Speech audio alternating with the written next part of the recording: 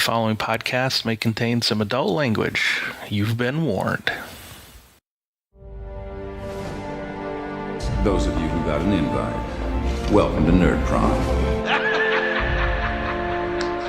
No matter where in the world you are, we're all nerds! International. With the hyphen.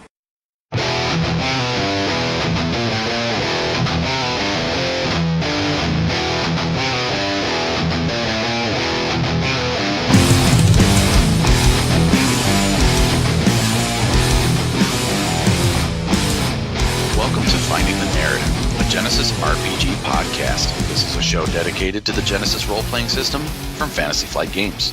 A show in which we, your hosts, discuss all things Genesys from both a player's and a GM's perspective.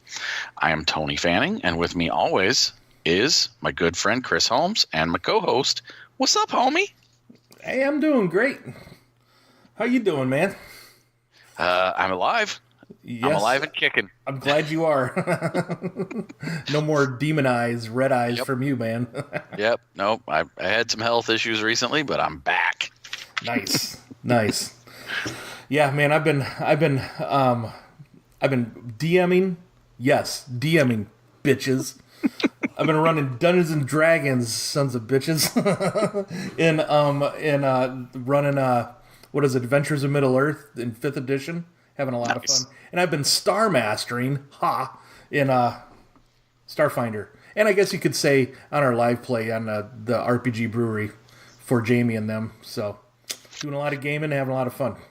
Well, I was just playing at NivCon this weekend. Yes. Nerds International Virtual Con. That was a ton of fun. Yeah, I'm sorry I didn't make it. Ugh.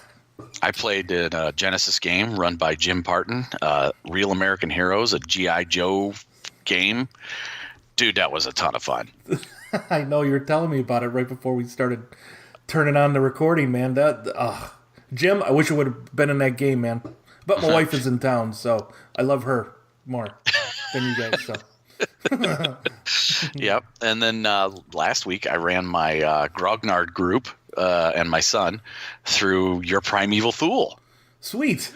And that was a lot of fun. We've been we started a campaign with that, and they made 3 Vikings and a halfling, feral halfling. Oh, those feral halflings are awesome. Now, is it the shaman halfling? Yeah? No, he's the beast friend. The beast friend. Ooh. Oh, so has he summoned a saber-toothed tiger yet? He's working on it. He wants to very badly. Good. Yeah, and you had mentioned to me that in my backgrounds for that, if anybody has downloaded it out there and has looked at it, I didn't specifically have a background for the primal magic skill, if you will. And I think you and I, we mentioned, we tossed some emails back and forth about the Soothsayer probably being the best one for that, and really a good primal only, to be honest. Right. You know? Yeah, that'd be kind of cool. That wasn't me that caught it. It was one of my players, my good friend Dave. He caught that. So shout out to Dave. Yeah, attaboy. Thanks for the feedback there, Dave. I'll make that update to the player's guide, and I'll keep working on that DM's guide for you. Ha. Hey, I was using the template one you gave me. That was still working pretty good. Oh, sweet. Yeah, that one. And, I'll put in the rest of the bad guys on there so you can throw more big bads at your group. Oh, I made up a couple of my own. It's so easy. It's so easy, isn't it? Oh, it is. It is. Mm-hmm. I can't wait until they get further into this Temple of Doom I created for them. I can't. My kid's sitting here listening. I can't be too obvious about what's going to happen in their future.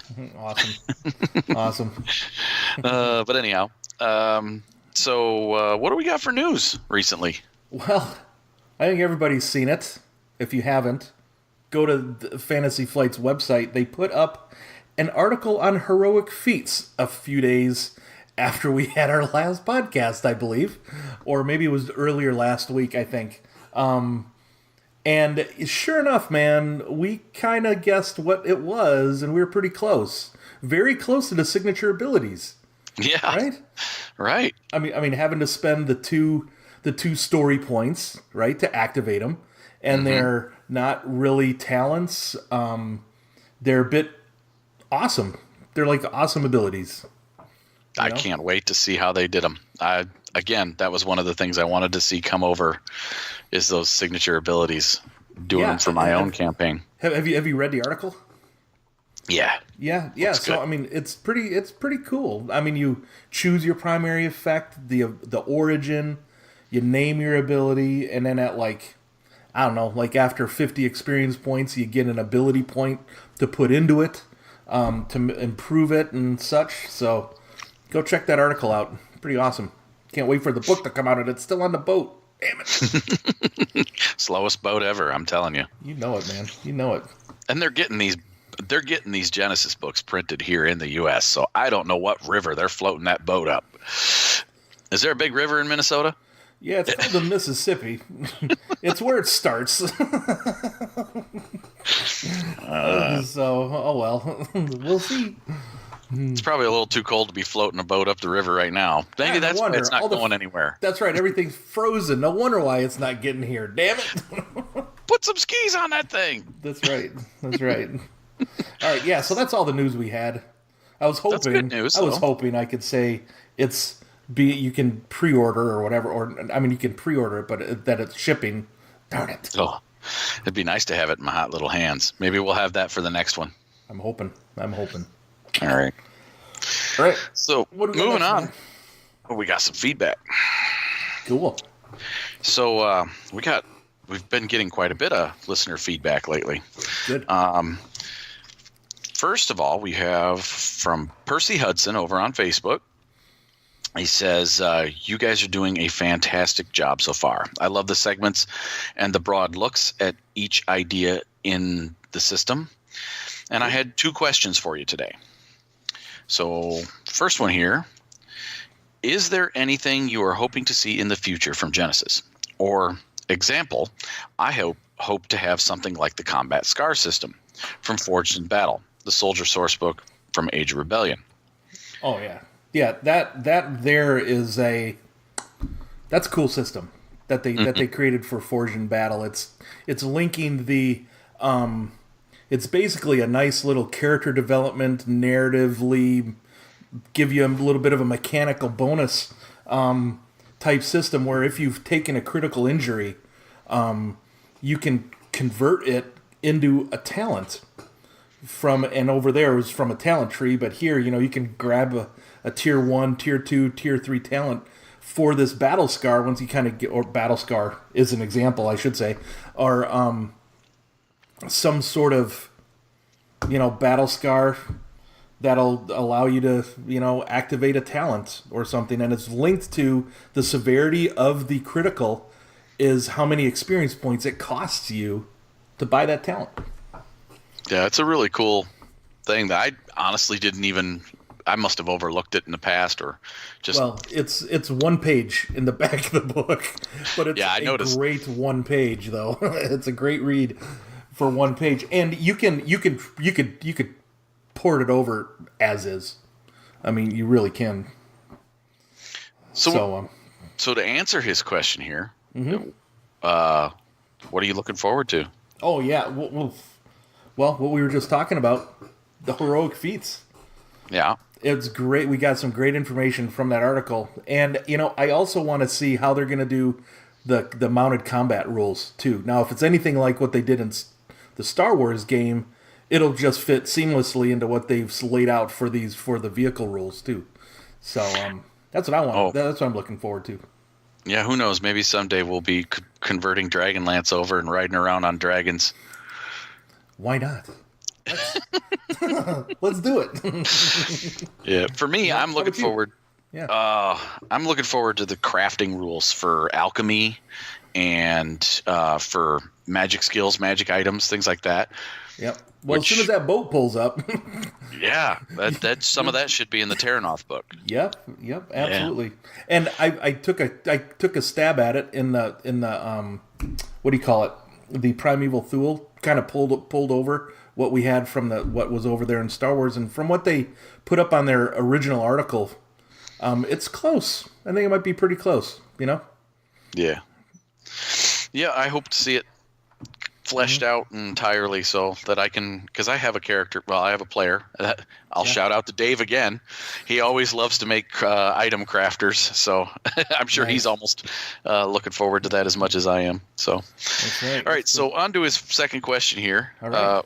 Will you ever be looking for listener guests to include in your show? I'm looking to start a Genesys live play this fall, starting with an epic Middle-earth 4th Age campaign. And I would love to chat through some of the world building and lore mastering process with you guys on the show as a shameless advertisement for my upcoming cast as well. Nice. Dude, we'd love to have you on, Percy. I think it would be great. I mean, I just started, like I said, I just started running the Adventures in Middle-earth, and what the Cubicle 7 folks have done with that, kind of taking their One Ring game and making it 5th edition D&D, right? And I'm curious to see how you Genesized the 4th Age, which is, I guess, right after, like, the Lord of the Rings. I think that kind of goes into the 4th Age after that story, after Frodo and destroys the ring and all that stuff. Well, as I said in the previous podcast, I want to see Middle-earth, so let's get somebody on here to do it for me. Absolutely. Yeah. Yes. But we'll do no, it ourselves. Well, we can go, and there's, I mean, you could just go over to the community over there on the FFG website, and I don't know, pick something. Just throw something out. What do you think? What's hasn't been translated over yet? Fallout? Yep, that's over there. You've got. I think somebody did do kind of a Dragonlance thing. Mm-hmm. Eberron. Who knows? There's all kinds of stuff. Yeah. All kinds. I can't wait. So, and the other answer to your question is, of course, we'd love to have listeners on. We have several in the future lined up, and we'll be getting a hold of people, a few weeks before we do a show with you involved. I know we've talked to Jamie Pearson about having him back on. We've talked to another friend of ours, Stefan Dragonspawn, about getting him on at some point. Okay. And I was also hit up by Jim, who ran the Real American Heroes this weekend, about possibly coming on the show. So, yes, folks, we would love to have you guys, and we'll get through all of you eventually. Mm-hmm. If you've got a setting you want to come on and talk about, send us an email. Get a hold of me on Facebook, or get a hold of us, either one of us, on Google+. We will talk to you about it, and if we really want to talk about it, we'll get you on the show and talk about it. Oh, absolutely. Definitely. So, right. What else we got here? What else we got? Feedback-wise, I don't think we have anything else, do we? I know that we had something from Jamie. He asked us something, but I think we're going to save that for the combat show when we start talking about combat skills. I think that's a great idea. So, Jamie, go sit in the corner and wait. That's right. Yeah, you got to turn your nose into the corner too. All right, so you ready to get on with the show?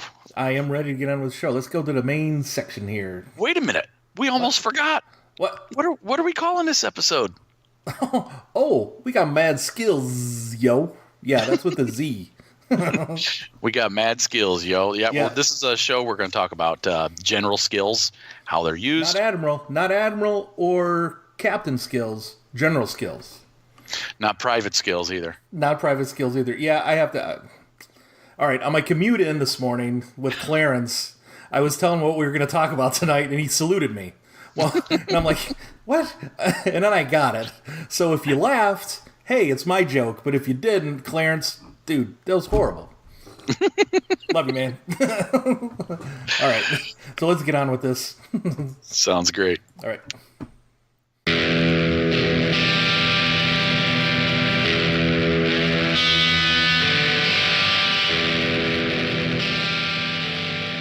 All right, and we are back in the book of Genesys this time. Yes, we're going to talk about general skills, and as we said before, not the private skills, not admiral skills, but general skills. So, they're actually a part of the rest of the skills system are kind of broken down into social skills, general, combat skills, knowledge skills, and magic skills. We've already gone over the magic skills before in our our three magi show. But I think our next show, we're going to go into the social skills and social combat. Mm-hmm. And then we're going to go, and then after that, we're going to go into the combat skills and then go into, how you do combat with it too. So there'll be kind of a 3-part series for skills. So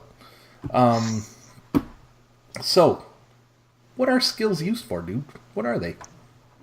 Well, the general skills list appears on your character sheet, but it also appears on page 57 in the book of Genesys.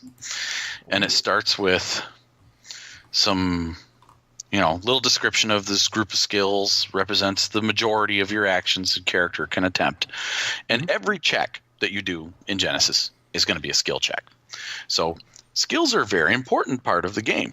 Mm-hmm. And so we've highlighted a few of these general skills that we're going to go over, but we also, we wanted to talk about, I guess, at least kind of what makes them important for a setting. Some of them don't fit in certain settings, right, and so on and so forth. So let's start with our first skill that we wanted to highlight, and we'll go into that. Yeah, that sounds good. And alphabetically, it's right there on that same page 57, Alchemy. Alchemy. Oh, yeah. Which we're going to talk a little later on in the show about, too, just to let you know, if you've read my show notes. Oh. So basically, every skill has a linked attribute, or linked characteristic, if you will. So alchemy is linked to intellect.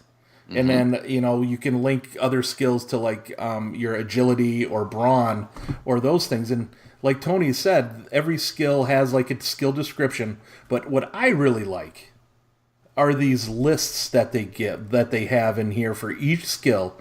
What your character should use this skill if. Your character should not use this skill if. And if we take the alchemy skill, their description, it's basically, you're creating elixirs and potions to create some sort of magical effect. Or not necessarily considered a magical skill, but you want to create some sort of neat little effect with it. So, their example, your character should use this skill if you want to identify a potion by taste, for example. Name the ingredients in an elixir. Prepare a potion, elixir, tonic, with a wondrous or magical effect, like I said, or a remedy for a disease or illness.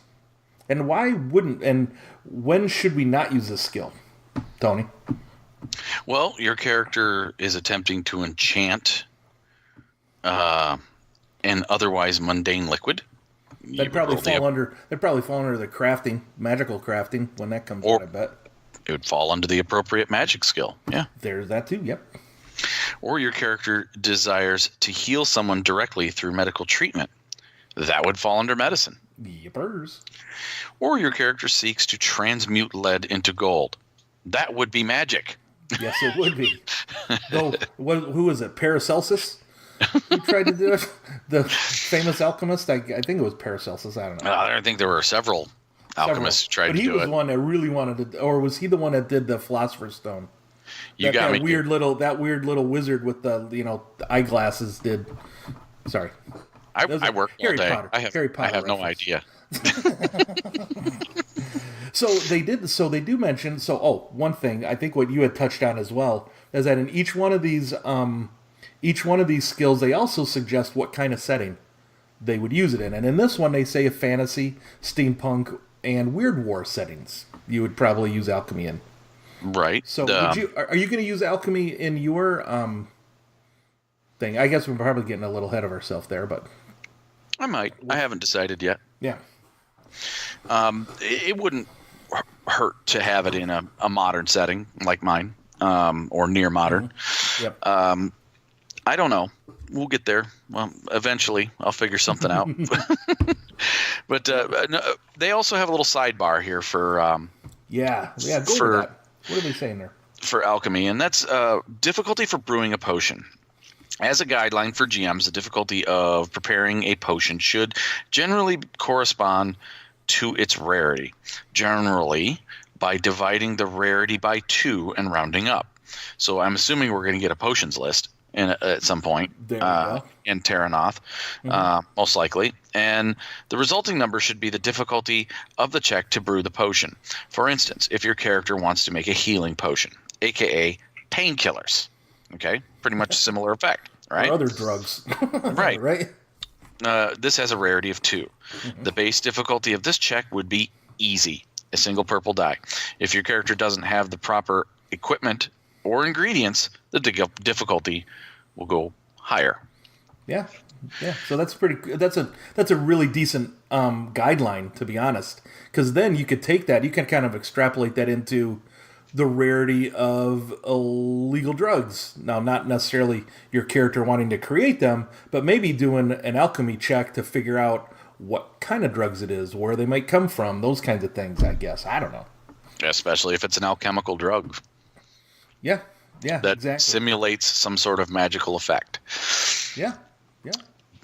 But the other thing here I wanted to add is that with brewing potions and with, I think their system for difficulty is also a great guideline for your system for cost of your ingredients.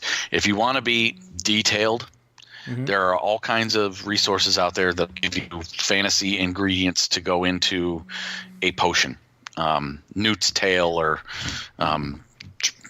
basilisk eye or all kinds of stuff. There's resources out there for that. Or if you want to just do it on the fly, hey, what's the cost of the item? Well, you've got to pay half the cost of the item, round it up to the nearest increment there, whatever. And so, for instance, in the case of the painkillers there, you would look at the cost of a painkiller, cut it in half, round up to a nearest gold piece or whatever, and that's how much it costs to get your ingredients. Yeah. And, you can even make an adventure or a quest out of trying to find an ingredients list to make potions or something, something like that too. Certainly a side quest. Yeah. All right, so Definitely. Next skill, of course, it goes through other skills here. There's, skills that are specific that you would only find in like a space opera, like astrocartography. Yeah, these general skills are right underneath your brawn, agility, and intellect characteristic on the character sheet on like the left-hand side there. That's that first big box. Those are the skills we're talking about, just in case you guys have a character sheet in front of you and want to follow along. Okay. But the next skill we wanted to highlight, because it becomes important at another point in the game than just normal skill use, would be cool. Oh, yeah. Cool is staying calm and maintaining your composure. It's a presence-based skill. Yep. It's used in all settings because it's one of the 2 initiative skills. Yes. Yeah, and when you're ready to, when you're setting up your ambushes, wanting to surprise a group, you would use your cool check, a simple cool check with no difficulty to roll your initiative, and whatnot. It's also used as a quote unquote defense against the charm skill, which is a social skill, and we'll get into that a little more on our next show. But yeah, I mean, this would be one of those where you just want to, I don't know, you're sitting in a cantina, kind of ignoring the Gomorian guards that are coming in looking for you, and you're just, I'm just gonna be cool here at the bar, or something, Yeah. Well, then anytime you're trying to keep your composure. So if you're trying to keep from blurting out something, or you're trying to keep your nerves in a tense situation. Maybe you're sitting across from a bounty hunter that wants to kill you, and he's got a gun pointed at your face. That's right. You just follow the rule of cool, roll that thing up, and shoot first. That's right. And you can even like gambling too. Bluffing. I mean, those are some of the when you're playing a card game. When you want to do your, you want You don't have that. You don't have like the pocket rockets. You want them to think you got something else, right? Yeah. So. Okay, so what isn't cool used for? Let's see. It says it's not used when you're being surprised. You need to use vigilance for that. Mm-hmm. And we'll talk about vigilance too. What if you're meditating and someone's trying to funk you upside the head and you want to keep meditating because you're trying to, say, commune with your ancient spirits? That'd be my discipline, dude. I would want to roll a discipline check in that because I got more points in it and it's more it's better fit. Right. To make a discipline check. And that's a good lead in to our next it's as if we've planned that. Who? Where? What? Huh? So discipline is is linked to your willpower characteristic. And like Tony said, it's your ability to focus your mind, quiet your thoughts, empty your mind, meditate, those kinds of stuff. And focusing on like your inner calm and self-mastery and such. And this is also the skill you would be using for your fear checks. So whenever you're calling for those fear checks, when, Tony's character is riding in on his dragon, my bad guys are going to be making some discipline checks. So, Or when my player characters run into something that's Cthulhu-esque in a Temple of Doom in your primeval Thule setting, this would what they would roll to keep their sanity. Wow, that wouldn't be anything your son would want to hear about, would he? He's not behind you there, is he? Yeah, he is, but I think he's oblivious. Nice. So, this is also one of the ability checks you can use to recover strain after an encounter. Yep. Oh, I think is cool the other one? I think cool is the other one. Yes. To heal the strain. So. Yeah. Yes.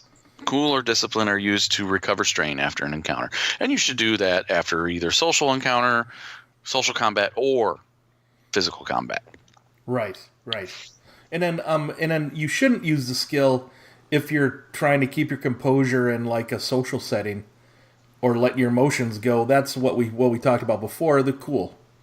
Mm-hmm. It would be more of a cool check.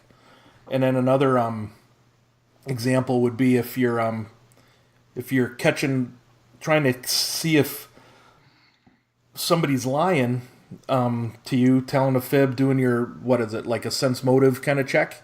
No. Hey, reading their body language. Reading their body language. That's more of a vigilance check. Oh. Yep. What other examples do they have? No, a lot of these skills have similar uses, so you have to be mm-hmm. knowledgeable a little bit on where they come into play. But still, as a GM, if you wanted, someone to make a discipline check in a social situation where maybe it wasn't about keeping their cool, maybe it was about being disciplined, that you've been, mm-hmm. You were coached beforehand and you have to stay on task and be disciplined in a social situation. It's not necessarily keeping you cool. It's keeping that discipline of following step after step after step, and therefore it's applicable to use discipline in that situation. And I'll tell you, as a GM, I would totally allow a player if the one thing that I've tried to tell my players, and even playing these other systems that have skills, don't look at your skill sheet. Don't look at what ranks you have in skills. Tell me what you want to do. Then we'll figure out what to use, right? Mm-hmm. And if they can justify, I'm pulling on my military background where I've been disciplined in situations like this or whatever. You're calling for a cool check, but I think my character wants to pull on that military training of discipline and regimented steps that I would go through to calm myself in this situation. I'd be like, sure, feel free, roll it up. You know what I mean? Right. So. You as a GM might change the difficulty from what you originally thought, but I don't mm-hmm. think there's any reason why the player couldn't convince or even, just work their way through the skill that they wanted to use. Oh yeah. So our next skill, mechanics. Mechanics. We were just talking about system mechanics, and now we're over in mechanics. Yes, absolutely. Yeah. So what is this? What's mechanics, man? Well, mechanics is the catch-all skill for building, disassembling, repairing, and or modifying anything of a mechanical nature. Cool. So you're going to use mechanics when you're trying to repair a damaged weapon or a damaged vehicle. You're also going to use mechanics when you're trying to identify the appropriate tools for a job. How about if I want my stereotypical dwarven blacksmith to create a weapon for himself to go adventuring with? That's a mechanics roll. It would be mechanics. Yeah. But it doesn't feel right in a fantasy setting. I'd probably call it crafting. You could probably skin it differently. Yeah, absolutely. Call it smithing or smithing, crafting. Yeah. Crafting. Yeah. As long as it's the same catch-all skill. Absolutely. What does it matter? Yep. Give it a different name. Yep. Call it finagling for all I care. Or basket weaving. If I want my basket weaving dwarf to go Is he a scuba diving basket weaving dwarf? Maybe. Dude, that's a nice character concept coming up. I don't know what system that's going to be good in. All right, your character. Now you got me thinking, darn it. Now you got me distracted. It's all good, dude. Yep. What if your character, another reason you can use mechanics is if your character wants to sabotage something or look for a weak point in something. Say, the defenses, like as a dwarf would do. We all done it in the fantasy game, and everybody's ever played a dwarf, which that's happened to me a lot. Yep. You're always using that stone cutting. I'm going to look for a hole in the castle wall so that we can maybe weaken it, and so on and so forth. You're looking to find the weak point. Now there was a question that was sent in last week or a couple weeks ago, about creating grenades, creating bombs, explosive devices, those kinds of things. I think we linked the mechanics skill to that too. Yep. And or if you were in a fantasy setting and you wanted to create an alchemical bomb, there's nothing wrong with going back to alchemy. Absolutely. The Greek fire, that would be alchemy, most definitely. And first time I ever read that in a role-playing book, I skipped over the R and called it Geek Fire. Geek Fire. Geek Fire. Yeah. I gotta use that. That's pretty good, dude. I had no idea. That's a whole long story about Melf's minute meteors and a bunch of other stuff. Yeah. And then there is the last example they gave here is pretty interesting about installing or modifying cybernetic implants. So working on an implant might require a medicine check too, along with this mechanics check or combination thereof. Or in the case of the Star Wars RPG, in their special modifications book, they even talk about if cybernetics are going to take a prominent role in your game, there's nothing wrong with making it a separate skill. That kind of combines the mechanical aspect and the medicine aspect of working on cybernetics. So you could do either or. If it's something that's going to possibly show up in your game, leave it at mechanics, leave it at medicine. If it's something that you're going to focus on, right? You've got one of the characters is playing a cyber doc and is going to be performing cybernetic operations constantly. Maybe look into that. Yep, and maybe in their Android setting, FFG, we'll be putting some of that in there for us. Maybe they'll have that cybernetics skill. They said that book was coming. They just haven't given us a date yet. All right, so what don't we use mechanics for? Well, just basically mundane, simple tasks like refueling your vehicle. I don't necessarily use mechanics to fuel up my car in the morning. Change batteries in a flashlight, not so much. Hanging a door. Though hanging a door, I might need to make a mechanics check, because then, I don't know. One that's already got a frame. Right. Now writing a program for a device or on a like my hacker slicer in your game, you know? If you'd write a computer program, that'd be more of a computer's check. Right. Now, if you didn't have computers in your setting, you shouldn't have people writing programs anyway. Well, there's that. There is that. Now, we get back to the basket-weaving dwarf scuba diving. We have to pick up computers, man. No, it's all right, dude. Oh, gosh. All right. Medicine. Medicine, yes. That one is linked to intellect as well, and that's just what you think is you're healing people's broken bones, broken skin. You're the cleric. Not to use a term from another D Shift 7D game or anything like that but I just did. Cleric's a generic term. It's used in every freaking fantasy setting. I think you're good, dude. There we go. And then other things that medicine would be, linked to, detecting poisons and diseases and, identifying drugs, those kinds of things too. Or making a new drug. Making a new drug. There we go. Dude, that's the second time we were talking about that. We so are not on the Finding the Narrative podcast. We do not encourage that at all in real life. However, if your game requires that be there, then feel free to use what's written here in this book. And if you are playing a basket-weaving dwarf scuba diver, you might want to think about it. You may already be on drugs. I'm just saying. All right. I must tell you right now, pretty damn sure that's going to come up in an Advantageous Threat sometime. Yeah. Could be. Yep. And again, this should be used in all settings because your player characters, well, not your players, hopefully your players won't get hurt, but the characters that they'll be playing will be taking injuries, whether it's mental strain or physical strain, those kinds of things, and they're going to need to be healed. And this is the skill to use for that. Okay. And there's a little paragraph here right in the section where you find medicine on page 61, another sidebar where they talk about healing and what the difficulties should be for various different healing checks to remove wounds.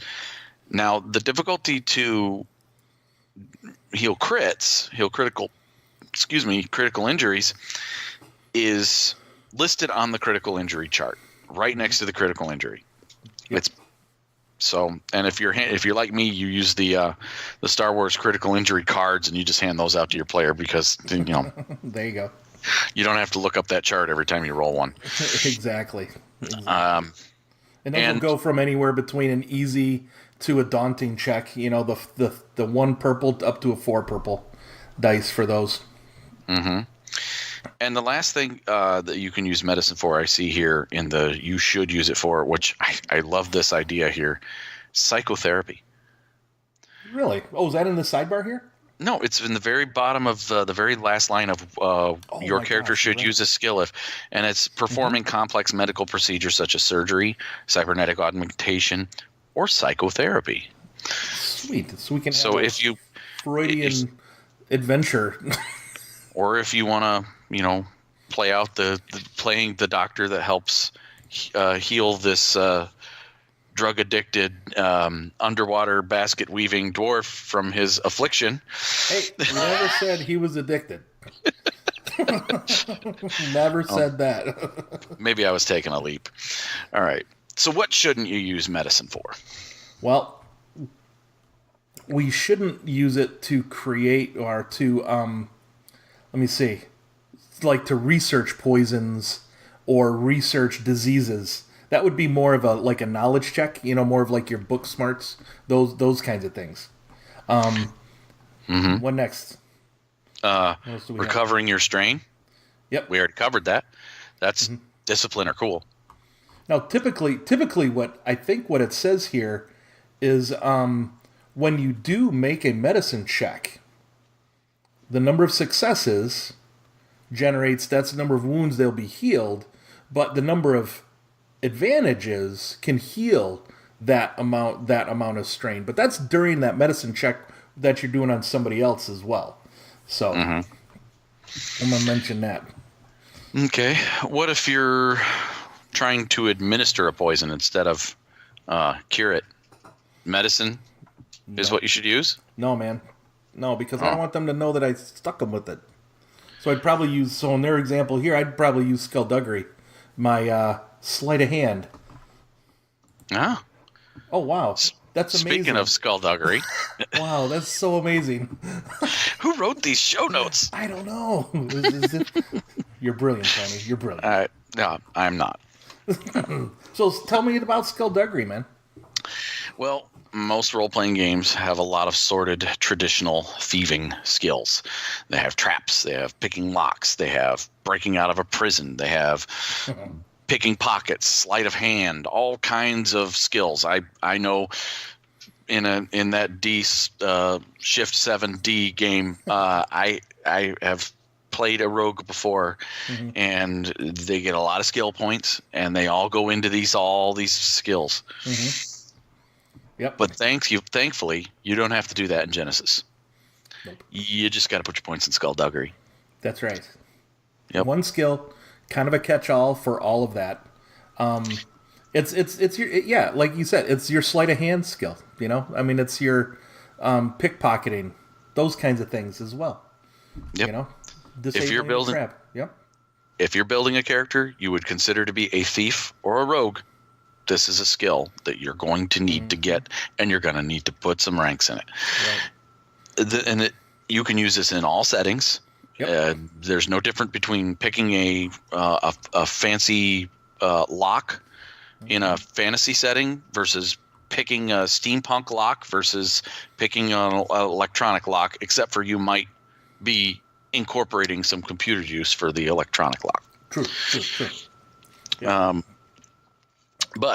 So you're going to use this skill if, as we said, everything. If you're going to disable traps, pick locks, pick pockets, study a security system, That's like interesting. casing a building that has a security system. Yep. You can use this to distract an opponent with guile, a combat feint. You use Skullduggery. I hadn't thought about that, dude. Throwing a handful of dirt into somebody's eyes, fighting dirty. Use Skullduggery. Nice. You're trying to surreptitious. Oh, looky here, the last one. You're trying to surreptitiously slip poison into someone's food or drink. There we go. And cool. Stay off the drugs. Mm-hmm. You know, I would actually use this. I had a character that I created that was that grew up on the streets. You know, a street urchin, and he made his living doing the 3-card Monty on the street corner. Man, I would totally use this skill for that. Oh yeah. And if you want to maybe cheat at gambling, you know, if you want to, you know, like we mentioned, you can use Cool, but then if you want to like palm cards, you know, slide in cards and cheat, Skullduggery would be would be the skill you'd use for that. I would suggest that. Yep, that ace up your sleeve, that comes from Skullduggery. Absolutely. Now, when wouldn't we use Skullduggery? You trying to sneak? I'd rather use stealth if I want to sneak in somewhere. You don't. Yeah, this isn't sneaking, though hiding and palming things with your sleight of hand, that is Skullduggery. Yeah, if somebody is helpless and they're sleeping, and you want to pick their pocket, if they're incapacitated, if they're unconscious, don't make them roll. Don't waste the time rolling, which we're going to talk about in a little while, when to roll, when not to. Yeah. If you want to make a poison, that would it'd be medicine, maybe even alchemy as well, right? But in order to apply the poison to your dagger, that would be Skullduggery. Yep. I would make a Skullduggery check there, and you know, me being the GM that I am, or DM that I am, I'd more than likely upgrade that to a red. And well, you yeah. know what'll happen when you get a despair, dude? Night. Nighty. That's right. Now, the last special skill, or was there anything else you want to talk about for Skullduggery? Oh, I could talk about Skullduggery all day long, but we should probably move on. We should move on. All right, so our last one here is our other initiative skill that you would use called Vigilance, and that is based off your willpower.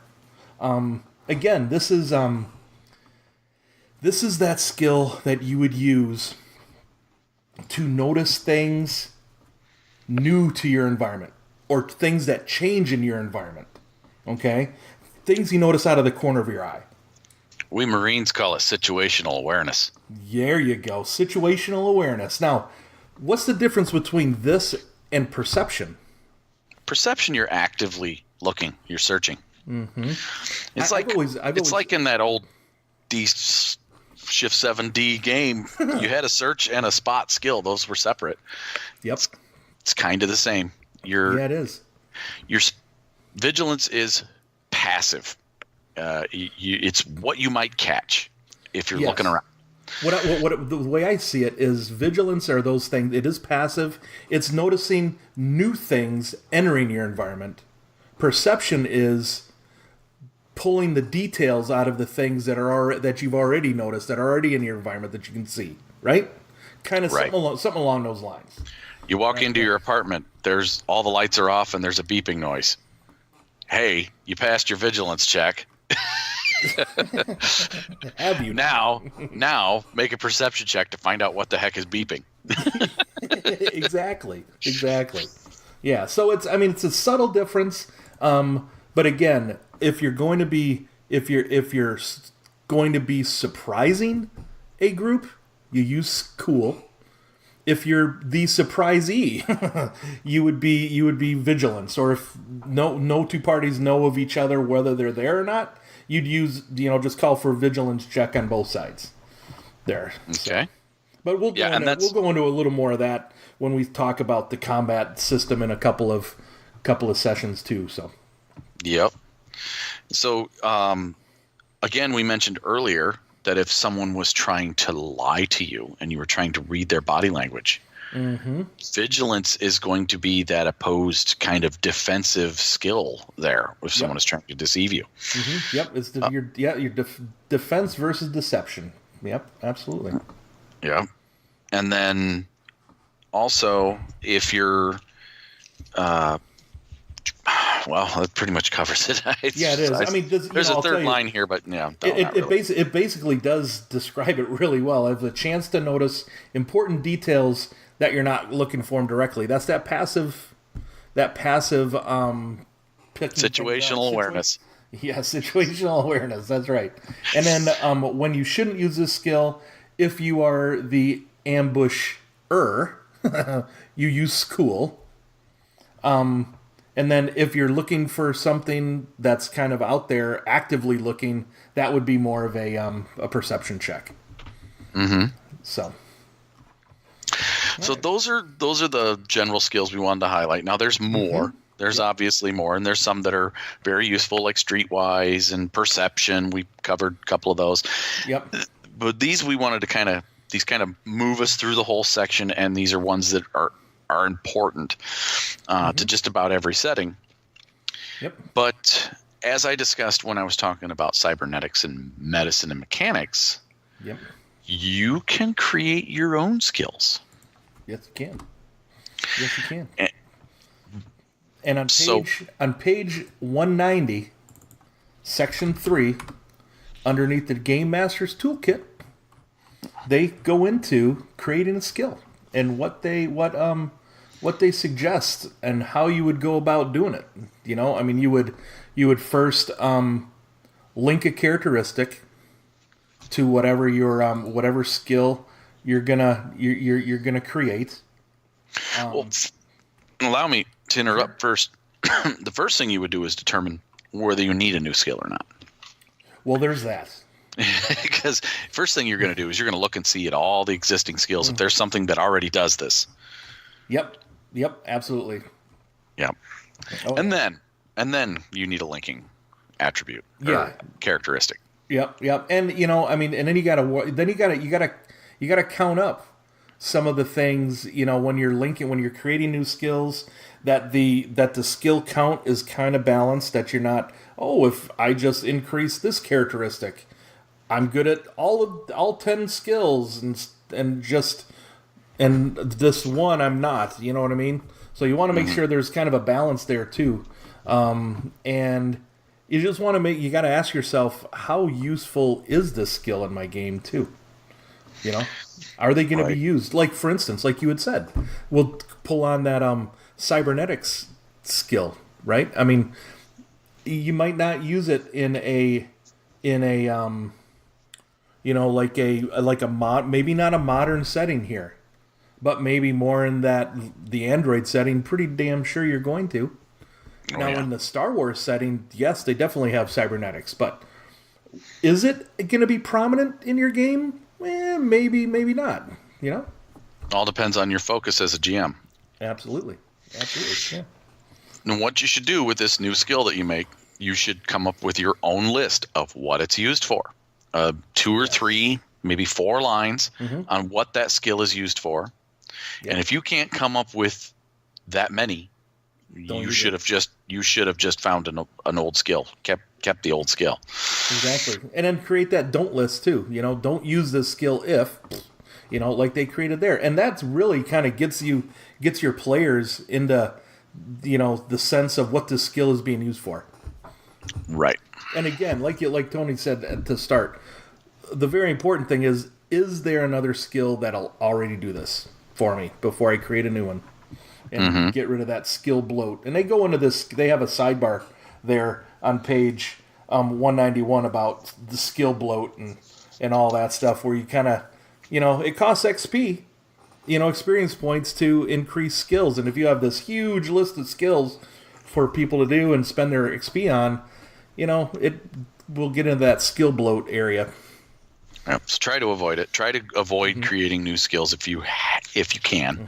If you have to, which Chris and I are going to discuss when we go into setting the tone, we've done so, both of us, with 2 separate skills. We've kind of not necessarily created, but maybe kind of tweaked a couple of existing skills. Yep, absolutely. And then there was one more thing I think we wanted to talk about, is talking about skills. And, you know, this is like, what, our 5th episode now? Everybody, you've listened to Advantageous Threats, and we've been rolling, you know, making rolls there and whatever. But, you know, there is a question that comes out, to roll or not to roll.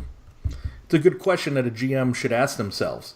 Anytime you roll the dice, you know, though Tony and I take our time when we go through building these dice pools for advantageous threats. It doesn't normally take us that long, but what we want to do is we want to kind of express to you all what we're kind of thinking about as GMs, as players, suggesting things, want to suggest even more stuff than we might normally do in our game, just to give you all a sense of kind of where we're coming from, to kind of immerse you guys into the system a little more. Yes, I use the immerse word.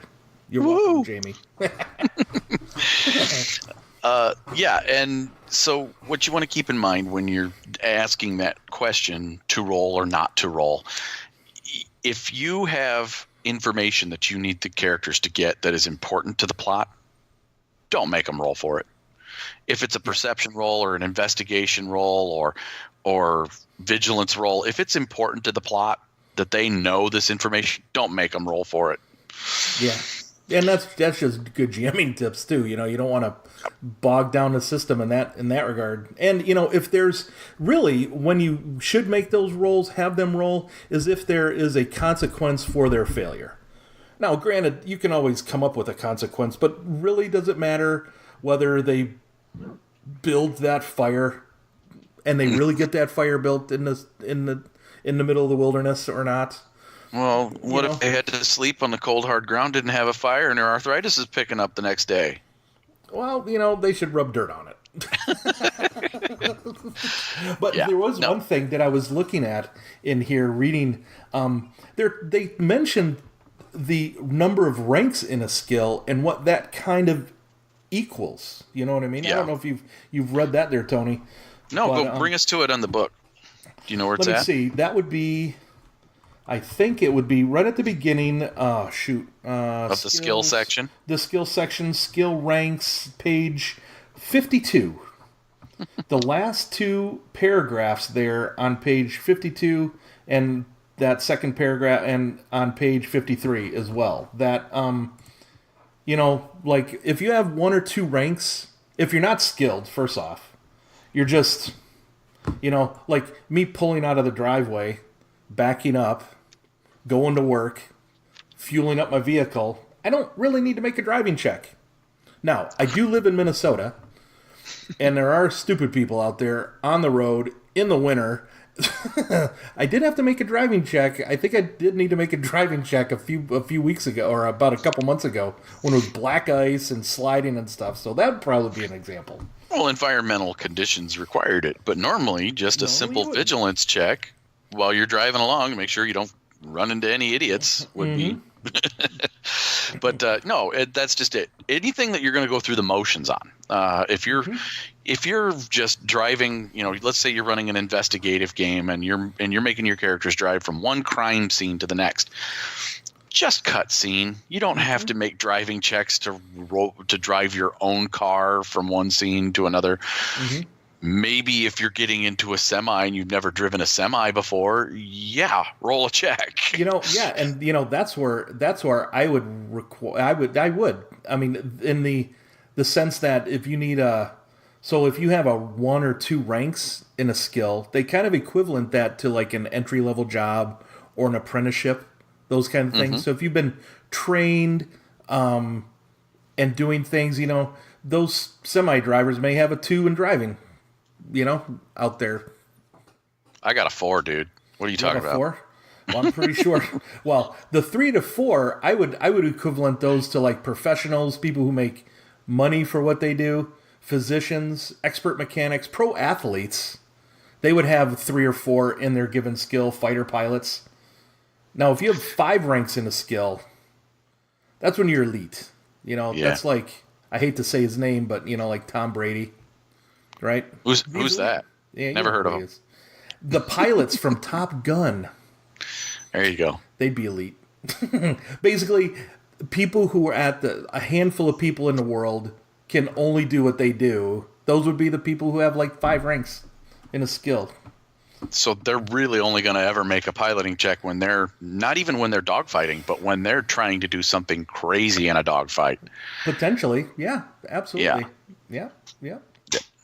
Okay, so as your characters get more skilled and their ranks get higher, the reasons to make them roll are reduced. Right. But if you need dramatic consequence, doesn't matter what ranks they have. If you have, let's use that pilot example. Okay, their jet has taken a hit already. They're trying to stop it from going it's into stalled out. Right. They're trying to stop it from spin. There's dramatic consequence. They're going to crash if this doesn't get fixed with a piloting check. Yep. And the thing is, and the higher your skill ranks are, the more red your GM is going to put in that pool.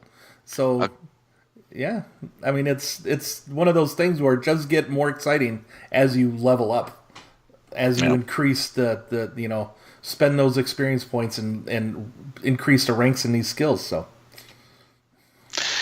well, that's pretty much general skills, folks. That their general uses, the general conversation about them. Yep. And everything in general. Exactly. And we're not keeping it private. We're sharing it. Did you get that one, Clarence? Did you hear that? See, we kind of did it again, didn't we?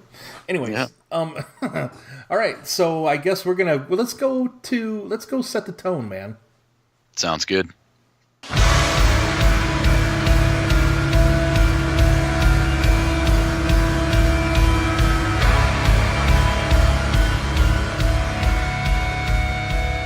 Welcome to Setting the Tone. This is where we take what we talked about in our Book of Genesis section and we apply it to our settings that Chris and I have built or are building. In this case, I'm still talking about my Hellgate Genesis, which I'm the only person that seems to be interested in besides my players. But in this system, my characters or my players and their characters, I want them to use certain technologies for crafting, and I want it limited.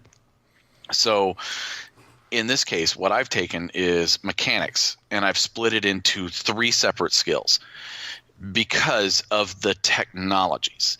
So for the 3 different factions, I'm back to that, I have my Templar. They use an almost divine type of nanotechnology. It amplifies their divine abilities. They use that for their power armor. They use it to create their swords, their guns. So if they're going to be crafting, repairing, fixing anything in their realm of expertise, it's going to be nanotechnology. And then for my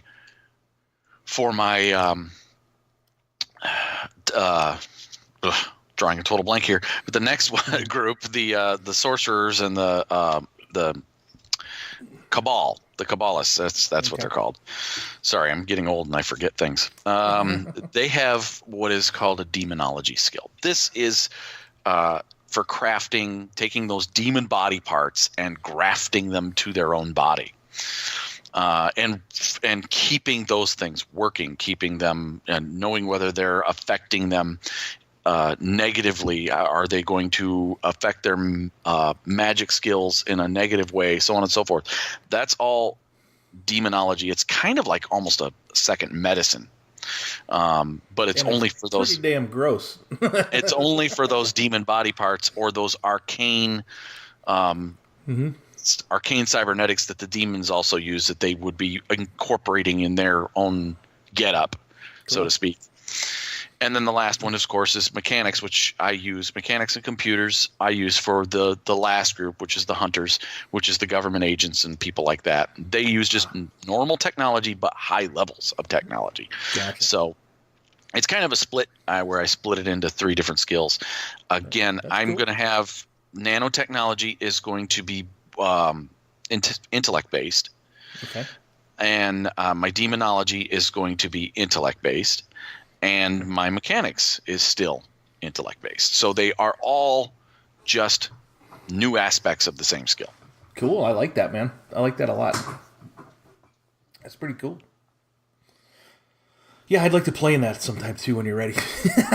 Oh, cool. I got another interested party. Yeah, great. Man, that'd be cool. Got to fit it into my busy schedule here. All right. So what did you do with that Primeval Thule thing you did? Well, so for Primeval Thule, it is a fantasy setting. Mm-hmm.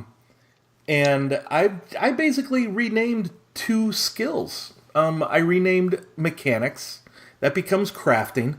And that will become everything crafting, repairing, those kinds of things. You would use crafting for your weaponsmithing and your armor smithing, those kinds of things as well. Building buildings, those kinds of things. It's going to be that catch-all. But I just renamed mechanics to crafting. And operation becomes sailing. Because operation is that skill. We didn't go over it in our list here. But that is basically driving, moving along larger structures that need basically a crew to drive, if you will, right? So, and in Thule, you've got pirates. You said you guys are playing Vikings, so they would be using sailing to get around in that, to get around and those kinds of things. The pirates, the slavers, those kinds of things. It's sailing. Okay. So, for me. Awesome, dude. Yeah, I took there, man. You took it real easy with the skills. You didn't have to make any. I didn't. And I'll be using alchemy. That's the one they suggested for fantasy. So I basically grabbed all the general skills that they suggested for fantasy, and then that you can use in all settings, and pulled them in to Primeval Thule. So. Okay. Excellent. All right, man. Well, so then down to our favorite section now. Oh, it's party time. It is.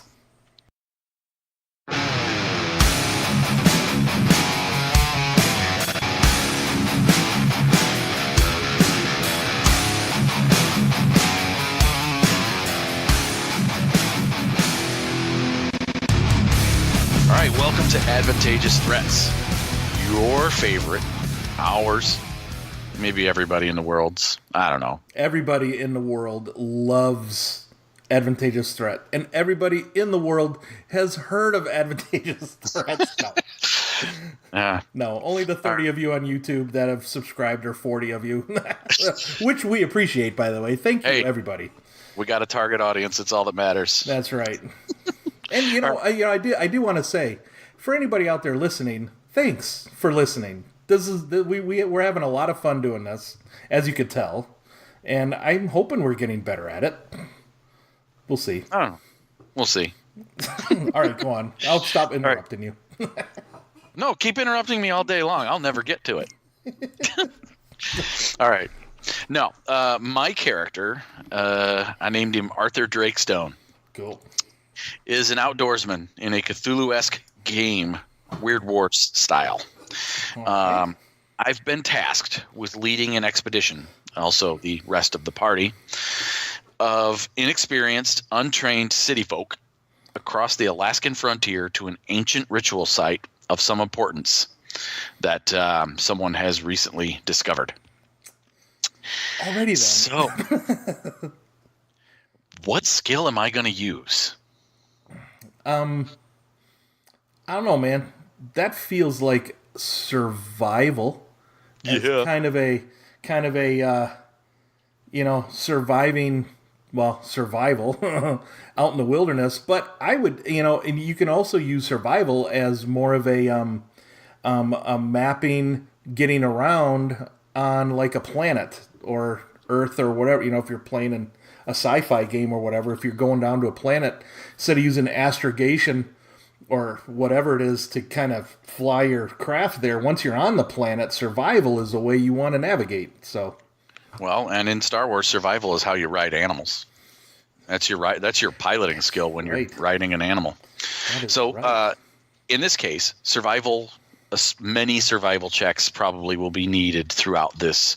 But let's just talk about planning the expedition, the outfitting everyone, and that general getting ready before we go. You're going to have a brief training session with everyone explaining how they use certain gear and so on and so forth. Cool. I'm going to make one blanket roll ahead of time. Perfect.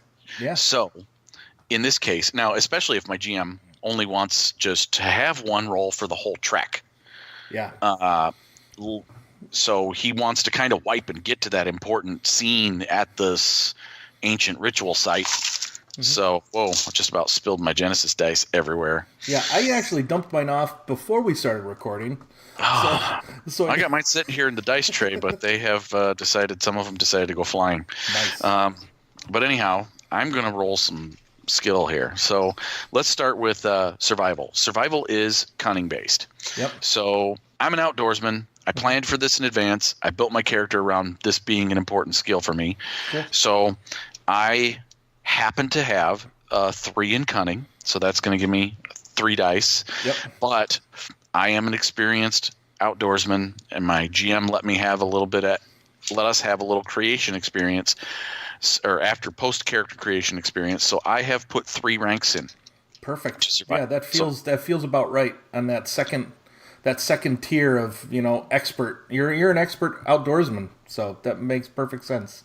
And you get paid for it. Yep. And I took a lower tier item, a lower tier talent that is going to give me boost die in certain Arctic environments. Because I happen to be an expert in moving through the snow, moving through the cold, keeping people alive in this environment. That's why they hired me. So awesome. my positive dice pool for this check is 3 yellow, 1 blue. Okay. As GM, what's my difficulty? And this is going to be that all-encompassing roll, right? Up to you, man. Do you want it to be just the planning session? Or would you even make me waste a roll on that? I wouldn't. You know what? It all depends. I think right now, because we're doing advantageous threats, I just want you to get to the ancient ritual site. I want it to be one roll where the planning, the getting these inexperienced, untrained, and the most important thing is city folk across the Alaskan frontier here. It's at least going to be a hard check, I'm thinking, because this was probably it's an expedition. You're kind of at the lead. You're leading it all. Definitely going to be a hard check, maybe even daunting, because you may have a time frame on here that where you're going might be in some inclement weather conditions too, which makes it more difficult. Okay, so maybe weather wouldn't be a daunting check. Maybe there's a blizzard rolling in. Maybe that would apply a couple of setbacks. Setback, yeah. Let's do that. Let's make it a hard check. Okay. Let's make it 2 setback for it. For the weather. For the weather. Yep. And 1 for being in a hurry. 1 for being in a hurry. Yep. Okay. All right. And then I definitely want to flip a story point. Well, let me ask you. Are you going to use a story point on this? No. You're not? Well, no, I'm confident in my skill. Okay. I want to flip a story point on this only because there is that chance people could freeze to death. I might even start off it being automatically with 1 red, and I might flip a second one because... Not flip a second one. I'm probably going to make this a 1 red, 2 purple to start with because of the chance of death. But I'm flipping a story point because you have untrained city folk with you. There might be people who packed their high heel shoes, might have packed shorts. That's what I would do. Well, of course. From Minnesota, I'd pack shorts. You never know; it might be warm. And I didn't quite listen to that introductory. You were kind of monotone and boring, Tony. Or sorry, Arthur Drakestone. Oh, thank you. All right. Anyways, all right. I'm good with that. I'm good with that check. All right. So I'm total dice pool here is 3 yellow, 1 blue boost die, 1 purple, 2 red, and 3 black. Yes. Does that talent take away any of the black for you or no? I don't have any other talents that I put in my notes here, unfortunately. Awesome.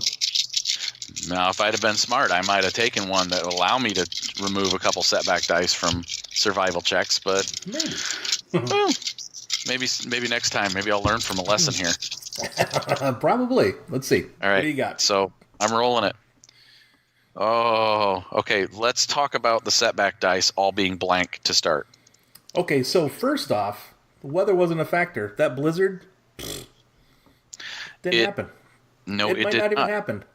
Nope. It did not affect me in any way, shape, or form. The weather terrorists were projecting that it would, but, it didn't happen. So then I had one of my red dice and let's see. Wow. Okay. Bear with me here. All right. Grand total. I'm just going to go through the rest of the dice here. So 1, 2, 3 failure. 1, 2, 3, 4 success. So I succeed. Hooty-hoo. And I had 2 advantage and 1 threat. So I have 1 advantage left over. All right. But my jerk GM did make me roll a despair. Oh, yeah. All right. So. Well, you succeeded. You succeeded on getting to the ancient ritual site. Okay. Okay. And I'm going to, with my advantage, we all arrived with only a few scrapes and bumps. Nothing major as far as wounds. Maybe we spent some strain to get there, but nothing, not enough, nothing that was, we're ragged, we're torn, but we're not beaten.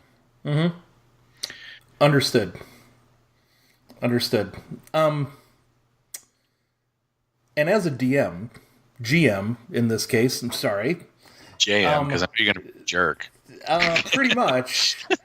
I'm probably, in this case, since you rolled a despair, traveling across, getting to this ancient ritual site, right? I am going to bank that despair and hold on to it because one of those untrained, inexperienced city folk brought something with them that would, at the speed of plot, come up to haunt you during your investigation of this ancient ritual site. Maybe they brought the Necronomicon with them and they're trying to read, and they'll be reading it at an inopportune time. I don't know, but it's something that I could use to kind of screw with you later on. That's all you do. That? That's fine. But that is, I mean, when a GM says he's banking it for later, he's got a specific use for it. It isn't he couldn't come up with something. That's for sure. And I know when Chris says he's banking it for later, I'm in trouble. Well, hey, maybe. But it's all in good fun, right? Right. All in good fun. What are you going to do, buddy? Okay, my character, Lord Dargon Westminster. He's an accomplished alchemist. He's been requested by this. This is a Victorian age setting again, and a monster hunter has come up to him. This is probably the same monster hunter from our last Advantageous Threats. Come up to him to ask him to brew him up an elixir that could bring down even the toughest monster, strongest monster. Would this elixir, say, be a cure for lycanthropy, maybe? Well, maybe a cure, or maybe what I was really thinking was going to be some sort of grenade in a ceramic pot grenade thing, or maybe a handful of them that this monster hunter can use to kind of throw in there. Maybe some sort of explosion with some wolfsbane or silver shavings, those kinds of things, right? Gotcha. So you're trying to create an alchemical weapon. Yes, I'm pretty All sure. Right. And All right. Lord Dargon Westminster is his own. He's a fairly sharp guy. He's a lord. He's a lord. I mean, he's well educated. He's got a 4 in intelligence. This is pretty much all he does. And he has spent some time on alchemy and researching. So he's got 2 ranks. Okay. In alchemy. He also has an alchemical lab in his grandmother's basement. Well, the Westminster estate, if you will. He has a lab down there somewhere that I would say at least maybe a boost die. Sure. He's got the proper tools. Proper tools to do the job. And I'll wait and spend my story point here in a minute and let you know what that'll be. But what kind of difficulty would you think this would be? Well, first I would look at what you're trying to create. So you're trying to create a grenade, essentially, or a group of them. Yeah. And so I would go to the rarity of grenades. Cool. And I would look at those, and I'm trying to find one. I don't know if there is one. Oh. Sorry, I didn't have this popped up. Well, let's just say, you know what? Let's just say the rarity is like maybe a 5. Okay. Well, or maybe 4. You know, let's say the rarity is 4 for a grenade. Well, you want it to be 4, but in my system, the rarity of a grenade is going to be 5. I like 5. That's perfect. The thing is, maybe it's 4. Maybe grenades are 4, but this specific one, wanting to maybe take down a beast monster, cranks it up to a 5, which makes it like a hard difficulty now to make. Right. Least, which, like I said, it's half that rarity. Rounded up. Yep. So you're going to have a 3 purple. Okay. But you're working with some very, very volatile chemicals. Yep. And as your GM, I'm immediately going to say one of those is automatically red. Right, because we've done this to each other before, where we have automatically put one of these purple to a red, and if it makes sense for something like this, where we're dealing with explosives, or you're in a very, very harsh environment like in Tony's example, that's very appropriate for that without even doing the story point thing yet. So right. You want to set me back anything that would set me back here? Do you think? Are you under a time crunch? Is this Yes, Monster Hunter needing it today? Yes. He needs it. He needs it soon. So I am a little stressed out about that. I do need to get it done. Okay. You want one or two? I'm gonna go with let's say, for the sake of this, because honestly, the Monster Hunter coming to you would be probably the guy I sent to you to have created if you're a character. So in this case, he needs it in a couple hours. Okay. And this is no rush job. So let's do 2. 2? Okay. Sounds good to me. Now, because I am a lord, I do have access to strange and weird ingredients. So I am going to use that silver shavings and wolf's bane that I've procured from Transylvania. So that's my story point that I'm going to spend and upgrade one of those. So I'm sitting at 3 yellow, a green, and 1 boost die. And 1 red, 2 purple, and 2 black. How about you? Do you want to flip over a story point? Again, I have a reason for it. Cool. You're in the basement for a reason. You need this to be quiet, what you do down here. You need it to be private. Yep. So yes, I'm going to throw another story point, which I haven't done at you in a few weeks anyway on Advantageous Threat. So I'm going to flip one also, and you're going to have 2. All right, here we go. And I am going to roll this on the Genesis book. Woo-hoo. Let's see what kind of results we have. Well, it got me a despair, so. Okay, let's see. What did it get me? It got me 4 successes, canceled by 2 failures, so 2 successes, 3 threat, 1 advantage, so it's going to be a net 2 threat. My alchemical lab did not help at all. That came up blank. And the 2, I did not roll a despair. Actually, no, I didn't. I didn't roll a despair. So what was your net? So I had success? 2 successes and 2 threat. 2 success, 2 threat. All right. So in this case, I was already thinking that each success was going to create 1 bomb. Okay, so I created 2. So you created 2. For the Monster Hunter. Nice. Mm-hmm. But these are very volatile. Nice. And when he goes to use them, he is going to suffer a setback die in using them. Awesome. They could probably blow up in his hand. Sweet. Yep. I like it. And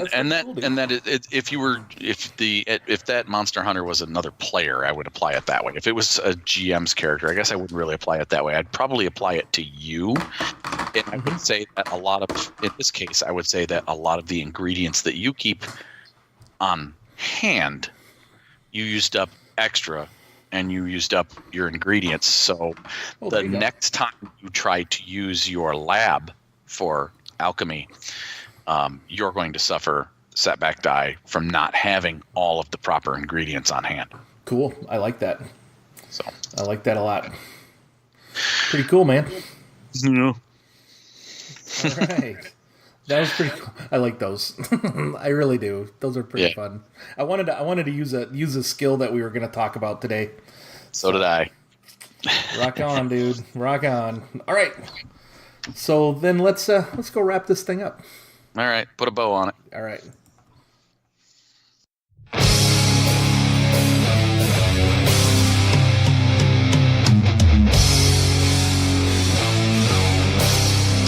All right, everybody. That is it for our show tonight. I want to give a shout out to a podcast on a Nerds International network called the Wild Die Podcast. This is a podcast dedicated to everything Savage Worlds. We talked bennies, we kidded around with them about bennies and saving throws and all that kind of stuff. But these guys, Eric, Gary, Harrison, and Manuel, they go over game mechanics. They have these setting showdowns, which are really cool. They have like a like Trail of Cthulhu versus something else. I can't remember whichever one. Achtung Cthulhu. Achtung Cthulhu. That's right. They did that one. Those are pretty fun. They have some live play shows and more. That's been going, almost 2 years now. I think that's when Jamie and Blaine started it, and then Eric and them took over, 6 months or so after that. So, yep, I think they're going on episode, I don't know, they're in the 40s. Yeah, they do a bang-up job. Harrison edits for them, puts in all kinds of cool sound bites and whatnot, and creates little songs for them. They do a great job over there. Yes, they do. So keep it up, guys. Keep up the great work, and go you can find them over on the Nerds International Network. And you can probably search for them on Google. I did not write down any notes as to what specifically where they are, but they're everywhere. You could find them. Oh, yeah. Pretty sweet. Well, you can find them and us over at the Nerds International with a hyphen network on G+. You can contact Chris and I via email, findingthenarrativepodcast@gmail.com. You can talk to me on Facebook at Finding the Narrative. And to listen to us, you just need to, if you're already listening, you already found us. But tell your friends we're on Podbean, iTunes, and YouTube. That's right. I am Zszree out there on the Fantasy Flight game forums, and Tony is Azzmodeus. Yes. That's right. Disease. And we participate out there every once in a while, and have, kind of look through some of the stuff going on over there. So feel free to reach out to us. Yeah, man. All right, man. All right. Great show tonight, dude. It was fun. So I guess this is goodbye. Goodbye, everybody. Well, I'll say keep rolling them bones. And I say remember the rule of cool and just have fun. Good night, all. Good night.